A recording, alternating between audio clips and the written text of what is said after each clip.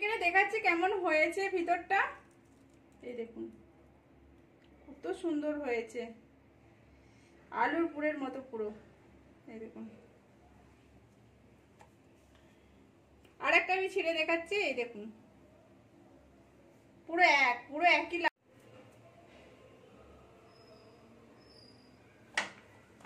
নমস্কার বন্ধুরা, তানভি ভিলেজ ফুডে সবাইকে স্বাগত। সবাই ভালো আছো, আমিও ভালো আছি। আজকে আমি একটা রেসিপি শেয়ার করছি। রেসিপিটা হলো পেঁপে দিয়ে পরোটা বানাচ্ছি, আর পুরো কাঁচা পেঁপে দিয়ে। আপনারা দেখতে থাকুন পুরো প্রথম থেকে পুরো শেষ অবধি। এটা কোন কাঁচা পেঁপেটা নিয়েছি, পুরো কাঁচা। আমি এটার অর্ধেকটা নিয়েছি, এটা গোটা ছিল, আমি অর্ধেকটা কেটে নিয়েছি। কেটে এখানে আমি ছাড়িয়ে নিয়েছি। দেখুন ছাড়িয়ে ধুয়ে নিয়েছি, ভিতরের যে বিচেটা ছিল সেটাও ফেলে দিয়েছি, আর উপরে চোপাটাও ফেলে দিয়েছি। এটাকে এবার আমি গ্রেট করে নেবো। এখানে এটাকে আমি গ্রেট করে নিচ্ছি।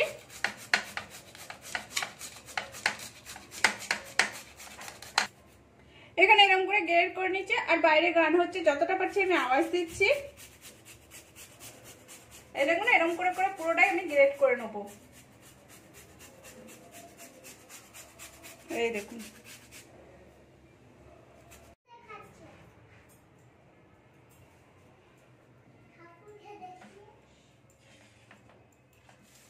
এখানে পেঁপেটা পুরো গ্রেট করা হয়ে গেছে। আর আমি কি কি নিয়েছি সেটাও দেখাচ্ছি। এখানে পেঁয়াজ আছে, কাঁচা লঙ্কা আছে, ধনেপাতা আছে, আর আটা নিয়েছি। আমি আটাটা মাখিয়ে নিচ্ছি। স্বাদ অনুযায়ী আমি নুন দিয়ে দেবো।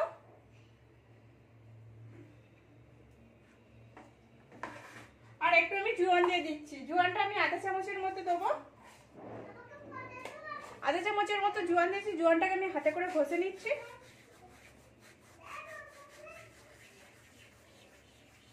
ঘষে দিয়ে দিলাম পুরোটা। দিয়ে এবার এটাকে আমি জল দিয়ে ভালো করে মাখিয়ে নেবো।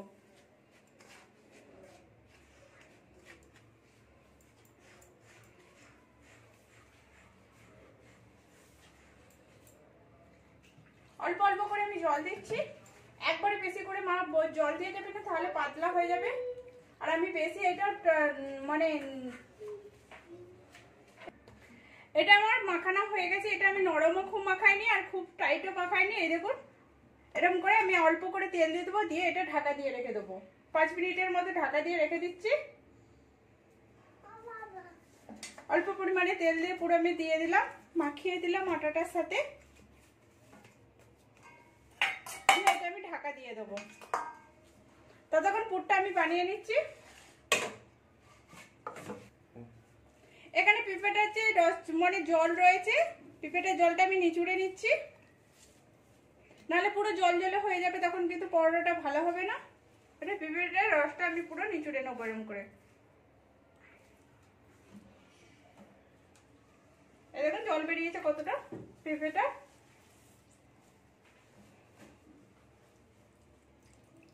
এই দেখুন কতটা বেরিয়েছে। জলটা ছেড়ে পুরো আমি ভেঙে নিলাম ডেলাগুলোতে। আর এখানে পেঁয়াজ কুচি নিয়েছি। পেঁয়াজটা আমি দুটো নিয়েছিলাম, মিডিয়াম সাইজের পেঁয়াজগুলো দিয়ে দিলাম।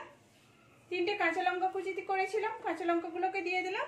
আর কিছুটা ধনেপাতা দিয়ে দিলাম। এবার এর পেঁপেটার মধ্যে আমি কিন্তু নুন দিতে হবে। নুন দিয়ে দিলাম সামান্য পরিমাণে, আটাতে নুন দেওয়া রয়েছে।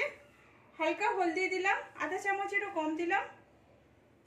আধা চামচের মতো লঙ্কা পাউডার দিলাম। আর একটু ম্যাগি মশলা দেবো। ম্যাগি মশলাটা দিলে কিন্তু খুব সুন্দর টেস্ট লাগে খেতে। ম্যাগি মশলাটাও আমি 1 চামচের মতো দিলাম। দিয়ে এটাকে ভালো করে আমি মাখিয়ে নেবো এর সাথে। এটা আমার পুরো মাখানো হয়ে গেছে। আমি এবারে লেচিটাকে একটু হালকা করে থেসে নিচ্ছি। দিয়ে এবার লেচি পাকিয়ে নেবো। একটু আমি বড় সাইজের লেচিটা বানাচ্ছি। এবার আমি বেলে নিচ্ছি আস্তে আস্তে। এর মধ্যে আমি আটা দিচ্ছি। আটাটা দিয়ে আমি গোল করে একটু বেলে নেবো।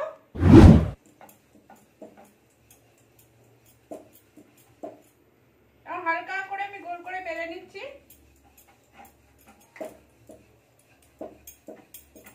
এই দেখুন এরকম করে আমি গোল করে বেলে নিয়েছি। এবার এর মধ্যে আমি পুর দেবো।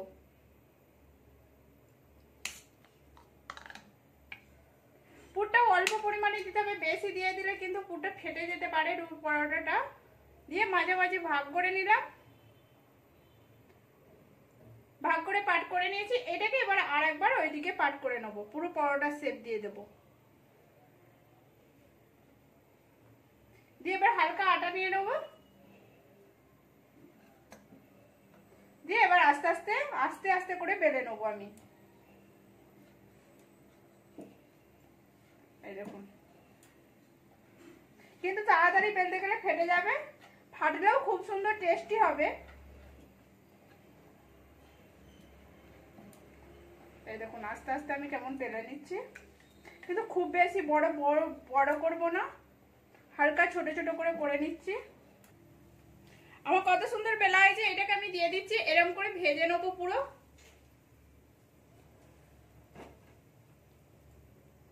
এটা এক পিঠটা হতে দেবো আমি, ততক্ষণ গ্যাসটা কম করে দিয়েছি।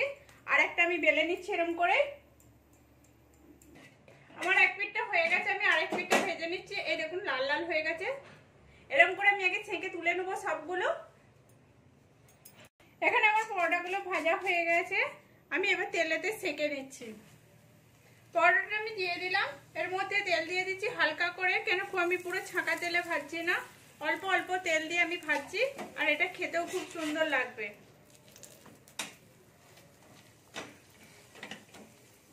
আর এটা একটু হালকা টিপে টিপে ভাজছি, কেননা এর ভিতরে যে পুরটা রয়েছে সেটাও তাহলে একটু সিদ্ধ সিদ্ধ হয়ে যাবে পিঠেটা, বাস খেতেও ভালো লাগবে। আর গ্যাসটা সবসময় কম রাখতে হবে।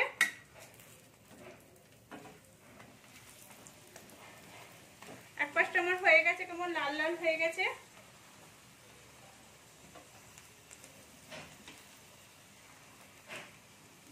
এটা আমার ভাজা হয়ে গেছে, এটা আমি তুলে নিচ্ছি। এরকম করে বাদ বাকি যতগুলো আছে আমি সব ভেজে নেব। আর এটা যে আটা লাগা থাকে, আটা যদি লাগানো থাকে তাহলে একটু ছেড়ে নিলে ভালো হবে। এটাও আমি দিয়ে দিলাম এরকম করে, এটাও ভেজে নেব। এখানে আমার পরোটাগুলো সব ভাজা হয়ে গেছে, আমি তুলে নিচ্ছি। আর এই দেখুন পরোটাগুলো কেমন হয়েছে। আমি একটা ছিঁড়ে দেখাচ্ছি।